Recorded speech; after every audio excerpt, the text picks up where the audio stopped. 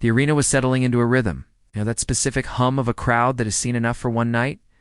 It was the middle of the main event segment, a standard championship promo that we have seen 1,000 times before. The current champion stood in the center of the ring, the microphone raised, reciting lines about dominance and legacy. The audience was polite, but they weren't captivated. There was a low murmur, the shuffling of feet, the occasional shout from a vendor selling popcorn. It was business as usual. The air conditioning hummed louder than the fans. The energy was flat, bordering on bored. Then, the impossible happened. It wasn't an explosion. It wasn't a firework. It was a failure, or so everyone thought. First, the massive LED board wrapping around the arena flickered. Just once. A jagged line of static that cut through the champion's face on the Titantron. The crowd muttered, confused. Then, the house lights dip not, a smooth fade to black, but a violent, shuddering power cut. For 3 seconds, 20,000 people sat in absolute suffocating darkness. The only light came from thousands of cell phone screens, creating a galaxy of fireflies in the abyss. The air pressure seemed to drop. The champion in the ring lowered the microphone, looking up at the lighting rig, visibly annoyed, thinking this was a technical error. The referee tapped his earpiece, looking for answers. But there were no answers. Just a low, vibrating bass note that started to rise from the floorboards, shaking the plastic seats, vibrating in the chests of everyone in the front row. It wasn't music. It was a heartbeat. The heartbeat grew louder. Thump, thump, thump. It synchronized with the flashing of the emergency strobe lights. And then the screen came back to life, not with a logo, but with a color. A specific, terrifying shade of crimson that hadn't been seen in this company for 3 years. A gasp tore through the arena. It wasn't a cheer yet. It was the sound of collective disbelief. It was the sound of 20,000 people realizing they were witnessing a ghost. Lightning digital and harsh ripped across the stage, followed by a thick, rolling fog that poured out from the entrance tunnel like spilled water. The camera operators scrambled, their lenses hunting for movement in the smoke. And then she stepped through. She didn't run. She didn't pose. She just walked. A solitary silhouette against the blinding red light. The coat she wore was long, dusting the floor, hiding her face in a deep hood. When she stopped at the top of the ramp, the entire arena went silent. It was a heavy, paralyzed silence. It's a kind where time stops. Fans froze, their hands covering their mouths. Children were lifted onto shoulders. The commentators, usually shouting over each other, were dead air. They had taken their headsets off, standing up at their desk, just watching. Then she slowly lowered the hood. The recognition hit the crowd like a physical wave. The noise that followed wasn't a pop, it was a sonic boom. It was a roar of vindication, of shock, and of pure unadulterated chaos. She was back, and the script had just been burned to ashes. Inside the ring, the dynamic had shifted instantly. The champion, who moments ago looked 10 feet tall, suddenly looked very small. This is the part of wrestling that you can't fake the genuine human reaction to being upstaged by a legend. We watched the champion's eyes dart from the entrance ramp to the side of the ring, looking for guidance. You could see the realization washing over her face. I am no longer the main character of this story. She clutched the title belt tighter, not as a trophy, but as a shield. Her knuckles were white. She took a half step back, a subconscious retreat. This wasn't just an opponent returning. This was a force of nature that had previously swallowed the division whole. The champion tried to maintain her composure, tried to sneer, to look unimpressed. But the shaking of the camera lens betrayed the trembling of the ring canvas caused by the crowd's stomping feet. The invader stood perfectly still at the top of the ramp. She didn't acknowledge the crowd. Her eyes were locked on the ring. It was a predator staring at prey. The distance between them, that long metal ramp, felt like a mile, yet it felt like they were nose tunes. The champion raised the microphone to speak, to cut the tension, to regain control, but her voice was drowned out before she could utter a syllable. The audience wouldn't let her speak. They didn't want words. They wanted the inevitable violence that was about to unfold. The champion lowered her hand, defeated by the noise alone. If the arena was chaotic, the backstage area at the gorilla position was a war zone. This is where the minimalist animation helps us visualize the frantic energy. Imagine the producers, usually calm voices of authority, scrambling. Headsets were thrown onto desks. Showrunner was screaming for a camera cut that wasn't planned. Where is security? Who cleared this music? Why is she here? The script for the night, a carefully curated document of times and cues, was now useless paper. Writers were frantically trying to figure out if this was a shoot-a-reel, unscripted invasion, or a work they hadn't been told about. The uncertainty bled through the production. You could see it on the broadcast. The camera angles were raw, shaky, zooming in too close, missing focus. It felt like a documentary, not a polished TV show. Agents were running toward the curtain, but stopped short. Who stops a legend? Who puts their hand on the chest of someone who just melted the internet? Nobody. They just watched the monitors, helpless. The referee in the ring was asking for a cue, asking if he should ring the bell, if he should get the champion out of there. The reply in his ear was static and shouting. There was no plan. The return had paralyzed the system. The machine that usually controls everything had ground to a halt because one person decided to walk through a curtain. It was the most dangerous moment in live television, total unpredictability. Let's focus on the commentary team for a moment. These are men and women paid to talk, paid to hype, paid to sell you the drama. But in this moment, they became fans. The lead commentator, a veteran of 20 years, simply said, "Oh my God," and then fell silent for a full 30 seconds. It was brilliant. It let the moment breathe. He didn't scream her name immediately, didn't list her accolades. He let the visual tell the story.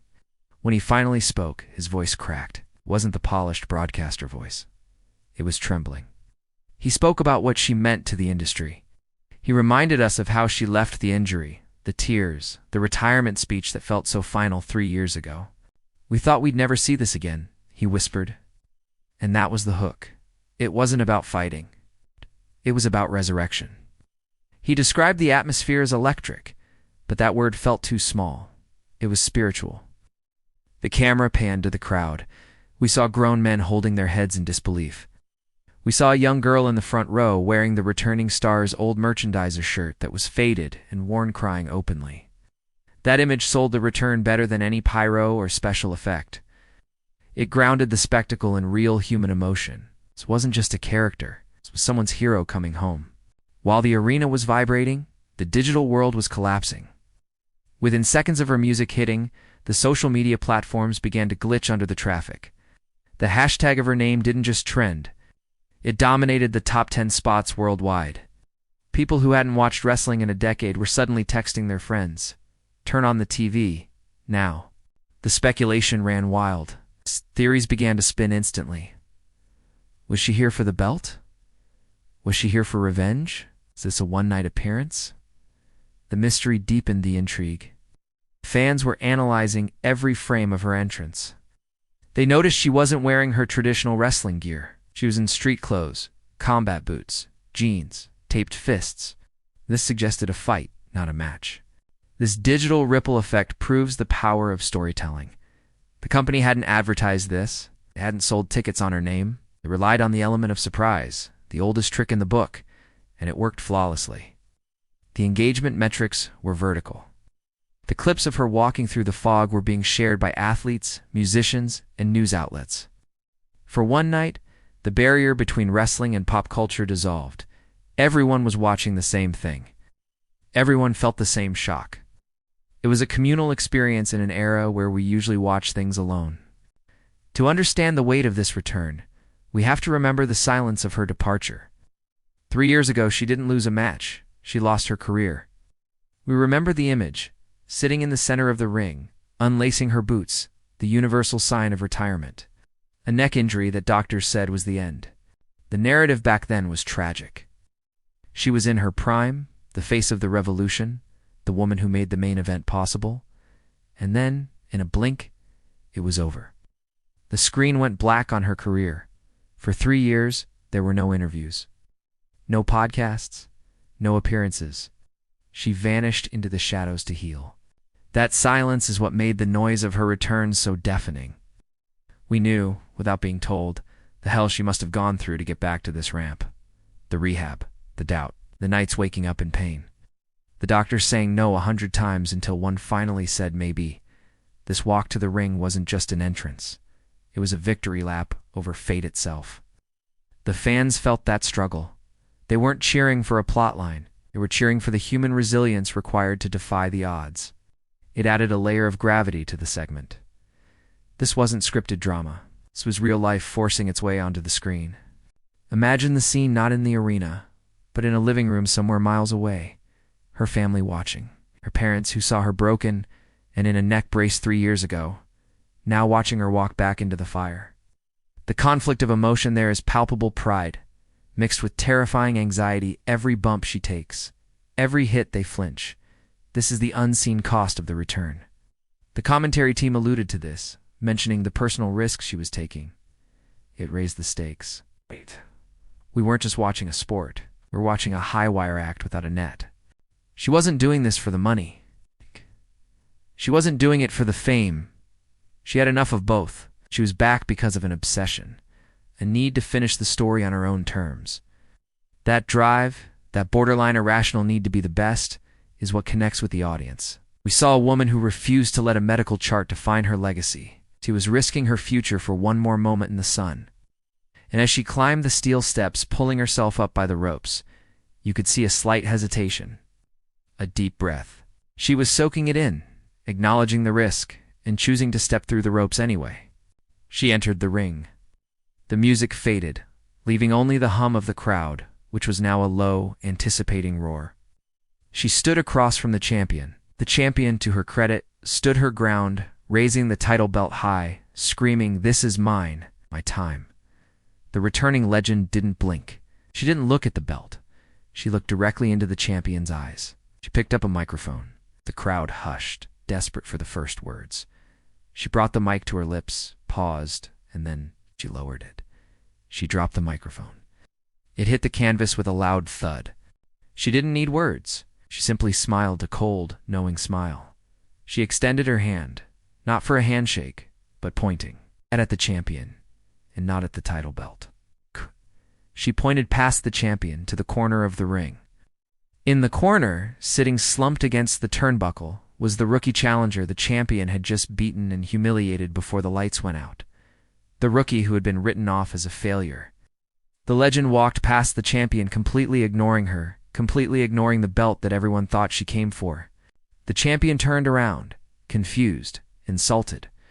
"Don't you turn your back on me," she screamed. But the legend kept walking. She reached the fallen rookie, knelt down, and offered a hand. The crowd gasped. This wasn't a challenge for the title. This was an intervention.